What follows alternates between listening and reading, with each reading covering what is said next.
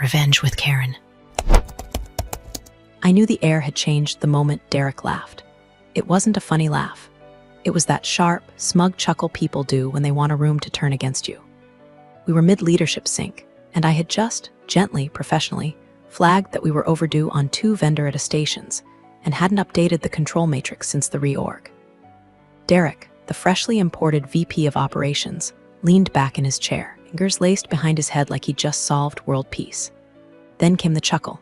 "She's too focused on audits," he said, loud enough for the whole Zoom grid to hear. "We need velocity, not librarianship. Librarianship." I sat frozen, not because it hurt, though it did, but because I knew what that tone meant. I'd heard it before, 15 years ago, when I was the quiet compliance girl who didn't drink at company parties and didn't laugh at finance bro jokes. That laugh was always the opening volley, and it always ended with someone like me getting erased. By the end of the week, the chain of control I'd spent over a decade refining was a murder scene. Dead processes everywhere. Vendor documentation wiped clean for efficiency. My budget slashed by 60%. My direct reports, 3 of the smartest, steadiest compliance analysts I've ever had, scattered across teams where they now reported to product leads with velocity fever dreams and 0 regulatory sense. Derek didn't demote me on paper, of course. That would have required HR. No, he just starved the position until it collapsed in place. I still had the title, still had the badge, just no authority, no meetings, no access. And when I did speak up, on the rare occasion I was invited, I got the smirk. Corporate smile men give when they think you've forgotten how indispensable you used to be. I didn't argue. I didn't send a desperate email to legal or make a scene in Slack. What I did do, quietly, methodically, obsessively, was archive everything. Every overwritten control, every deleted vendor contract, every policy edit that went through without my sign-off. I made backups of backups, printed the metadata, stored encrypted copies on a flash drive that never left my purse. Because here's the thing about being underestimated. It gives you all the time in the world to prepare for the day they regret it. Also, real quick, if you're listening to this and nodding because it feels familiar, maybe you've seen someone like Pamela get sidelined for knowing too much and playing politics too little. Hit that subscribe button, like the video. 93% of you don't. I swear it's like auditing in the dark. It really does motivate the team to keep these stories coming. All right, back to the disaster. Derek's version of modern operations was a confidence scam wrapped in buzzwords. He launched something called Operation Velocity, a series of sprints designed to optimize contract flows and reduce audit drag. Translation: gut the documentation process and pray no one asks questions. His favorite move: cutting mandatory review steps and calling it streamlining. He turned policy acknowledgements into optional surveys, dropped vendor recertifications from annual to when deemed necessary. When someone in finance asked if that was compliant with ISO protocols, Derek waved it off. Protocols are guidelines, not prison bars. I bit my tongue so hard I tasted blood. But I kept archiving. Every memo, every stripped clause, every Slack thread where I flagged a risk and got a thumbs-up emoji in response. I named the folder Restoration Insurance, and every night before I logged off, I added one more entry, just in case, because one day, someone was going to ask where the skeletons were buried, and I wanted to make damn sure I had the map. Derek's first official initiative as VP was something he called Fastlane Vendorization. It sounded like a Monster Energy drink mixed with a marketing conference, and it was just as reckless. Within a week, he'd signed 3 new partnerships with tech vendors I'd never heard of, one of which I later discovered had an expired SOC 2 certification and an address that linked back to a WeWork in Des Moines. I flagged it.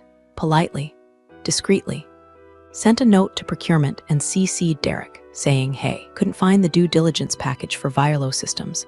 Do we have their third-party risk assessment on file?" Derek replied in 6 words, "You're the past. Let the future move." That one got printed. Date, time, message ID. Slid right into my growing binder of things that would come back to haunt him. I started calling it Restoration Insurance because someone had to clean up after the crash. And crash it would. The paper trail didn't just fray, it disintegrated. Every vendor brought in under Fastlane came with missing paperwork. There were no data protection impact assessments, no financial stability screenings. One vendor's compliance letter expired 6 months ago and still had the wrong legal entity name on it, Certisage with an extra E, like it was written by someone drunk on typo juice. Another hadn't signed our standard risk waiver, and Derek's solution: let's just get them into production and catch up later. Later. That word is a landmine in compliance.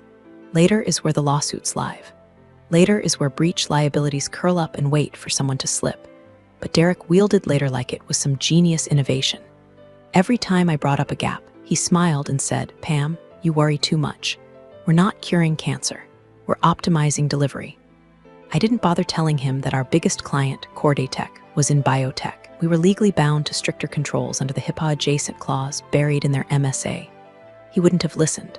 Or worse, he would have smiled again and said, "That's a downstream risk. Downstream risk, like the Colorado River's gonna deal with our audit failures."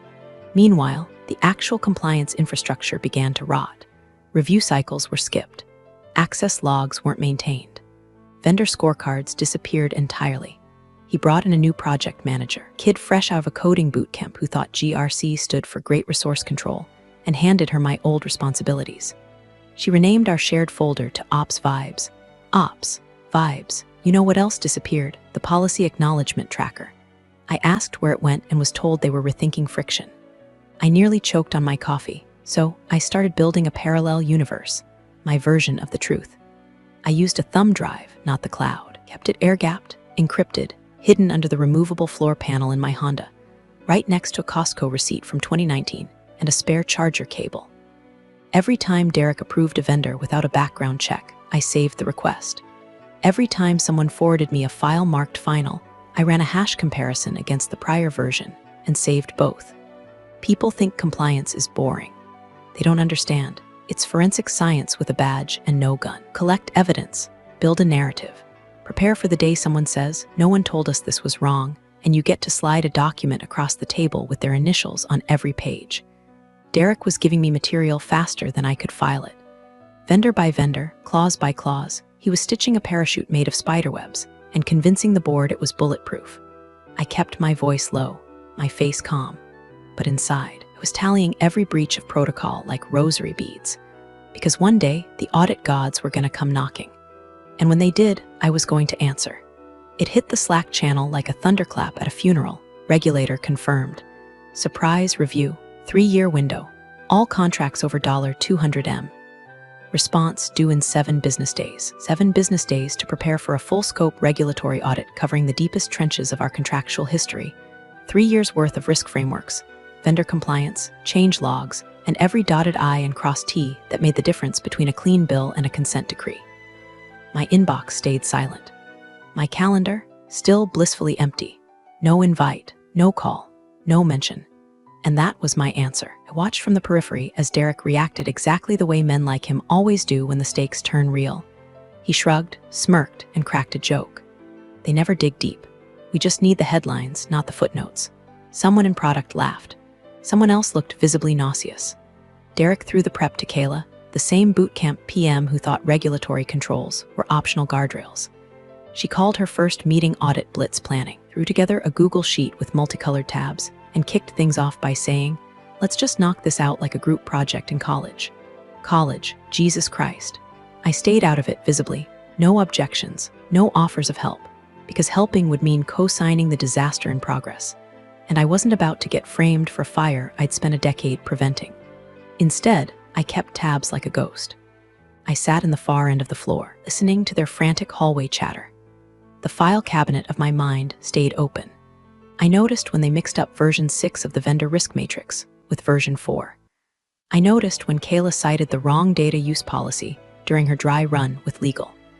And I especially noticed when someone from finance asked for the updated clause 14.2 binder.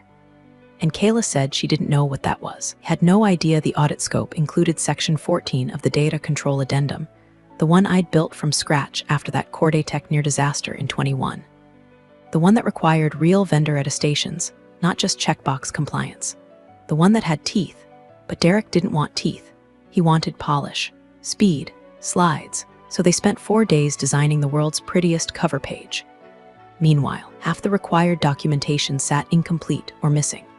And nobody thought to cross-reference what had changed in the control chain since Derek's reorg. I did. Every night after they went home, I added another entry to restoration insurance. My folder was nearly full now. Flash drive backed up. Metadata preserved. It was less a file at this point and more a time capsule, proof that someone had cared enough to do it right. Remember what mattered when everyone else was chasing PowerPoint applause. On day 5, Derek rolled out a war room in the large conference space and stocked it with Red Bull, bagels, and mood lighting. He posed for a picture with Kayla next to a whiteboard that said, "Get compliant, stay cool." I walked past that room once, just once, and heard Kayla say, "I think we can just swap in a recent attestation." No one's gonna compare signatures from 2020. It was wrong, dead wrong. These weren't casual auditors. This was the Regulatory Review Bureau, the RRB. And the RRB had a habit of asking the kind of questions that made CFOs cry and general counsels sweat through their blazers. I knew what was coming. I could feel the tension tightening like piano wire beneath the floor tiles. The gaps were too big. The dates wouldn't line up. The controls had been shredded and stapled back together with pure optimism. And Derek, still smiling, still cracking jokes, still calling me Audit Pam to his cronies like I was some relic from the before times. What he didn't know was that I hadn't just kept the documents.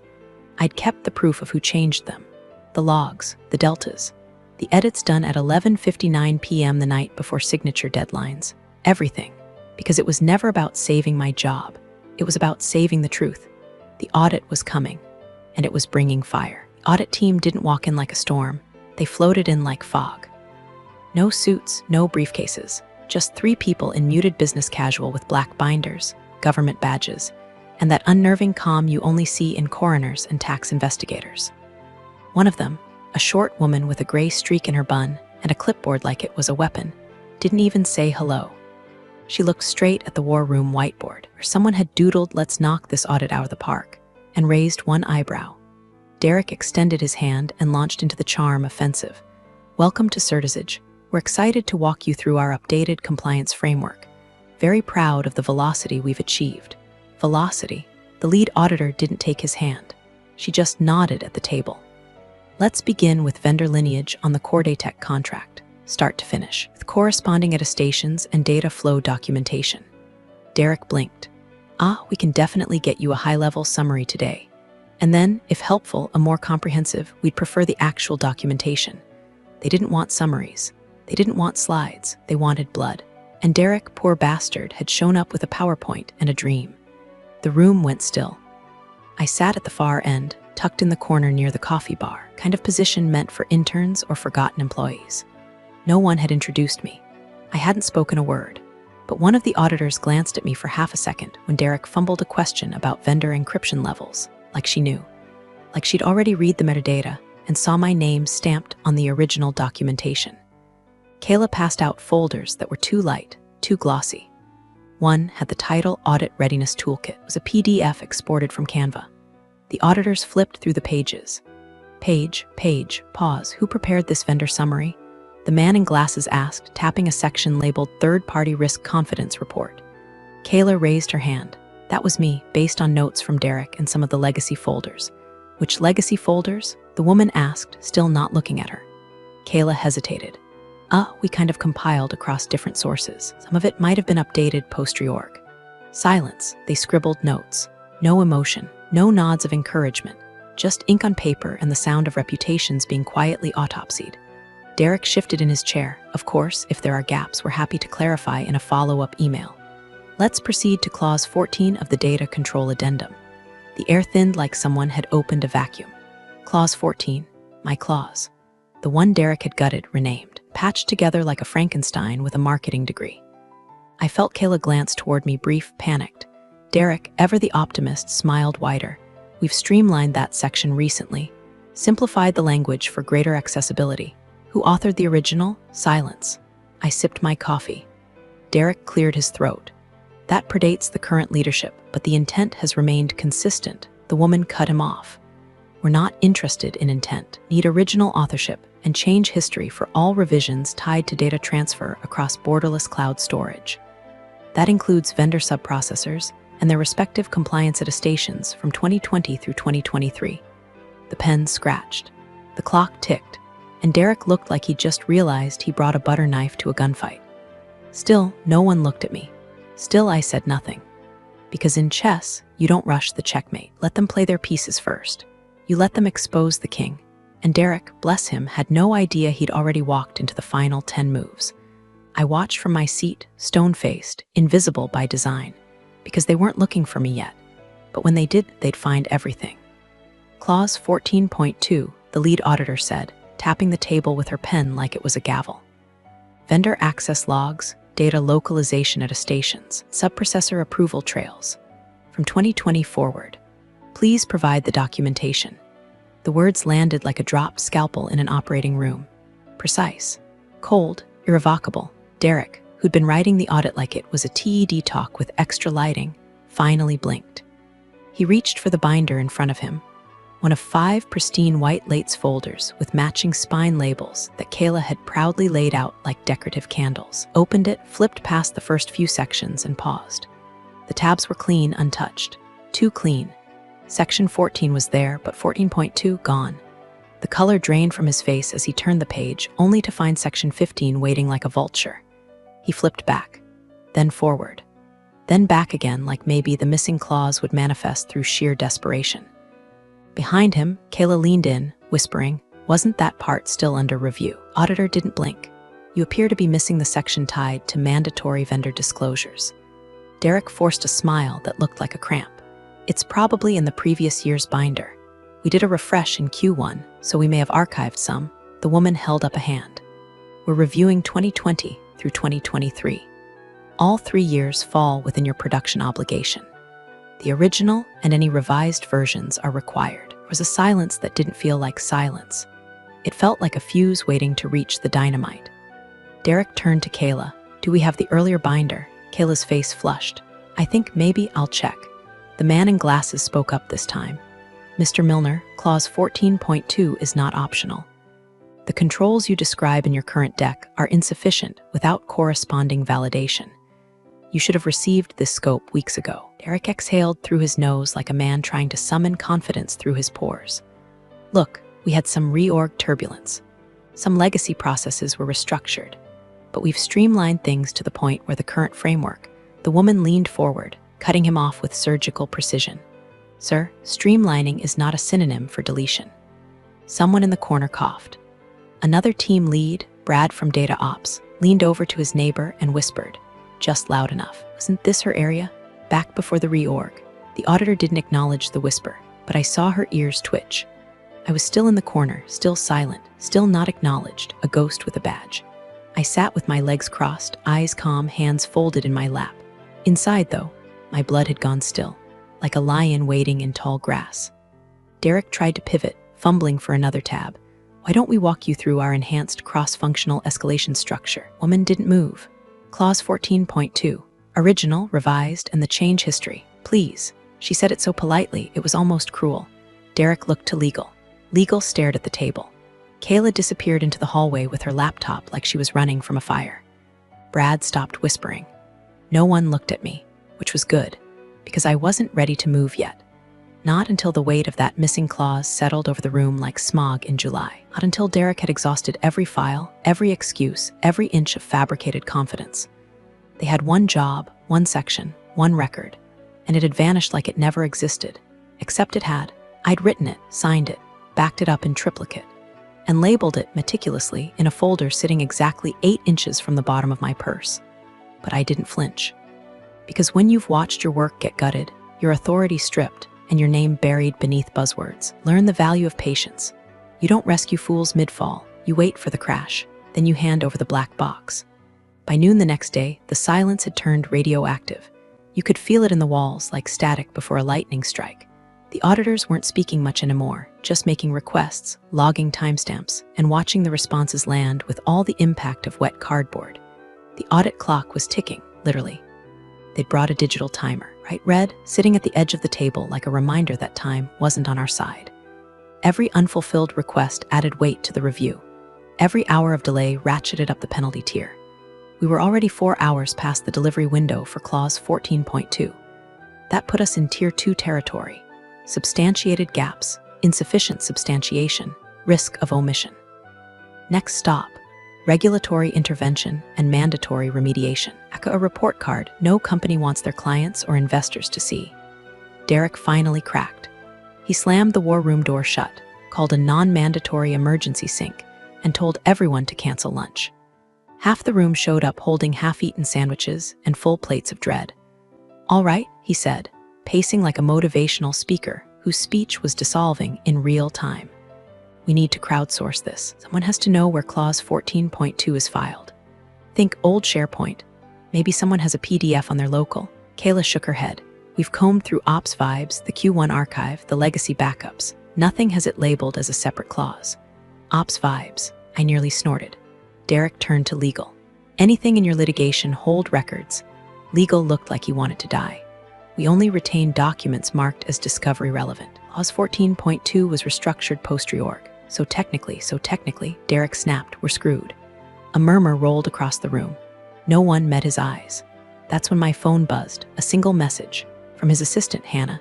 "Do you still have the 14.2 doc? Not can you send it, not will you help? Just do you have it?" Like I was a time traveler carrying the last map to a lost city. I stared at the message for a solid minute, let it hang there like an unopened invitation to a party I was never supposed to attend. Then I slipped my hand into my purse and felt for the flash drive. It was still there, wrapped in the fabric I'd stitched into the lining years ago. The kind of hiding spot you make when you don't trust the cloud or the people who run it. I didn't respond to Hannah. I didn't look up. But that afternoon, I quietly plugged the drive into my locked laptop and made a copy of the restoration insurance folder. Labeled it RRB Delivery Prep, and moved it to its own encrypted directory. One click, no trace. Because even if they didn't know it yet, power was shifting. Not in some loud, heroic way. Not with speeches or showdowns. But like a tide creeping up the shore, grain by grain, until it's under your feet and rising. Eric's swagger had collapsed into darting eyes and pinched brows. He paced behind the glass like a caged animal. The energy in the war room had flipped. The team wasn't backing him anymore. They were afraid of being near him when the walls came down. Brad from Data Ops leaned against the coffee station, watching me for a beat too long. Like he knew something was off. Like he remembered that Clause 14.2 had always had my name on it. Still, I said nothing, because my silence was now a weapon. A loaded chamber they didn't even know existed.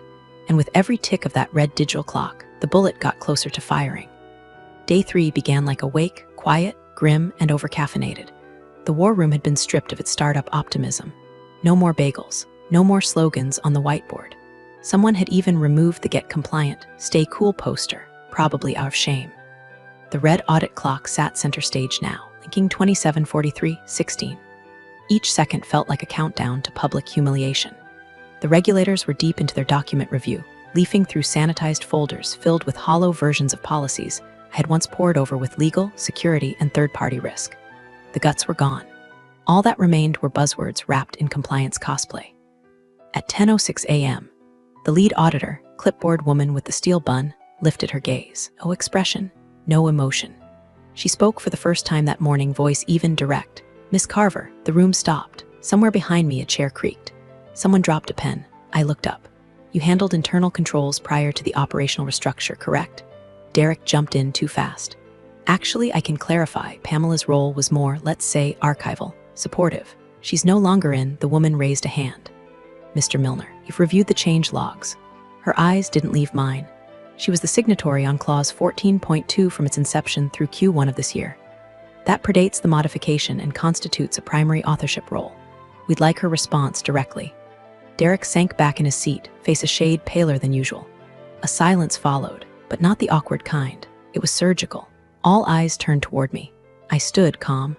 I didn't rush, didn't smooth my blouse or adjust my ID badge or make a show of nervousness. I'd prepared for this moment like a surgeon scrubbing in.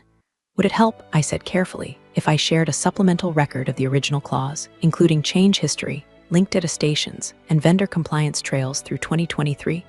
The clipboard woman nodded once. That would be acceptable.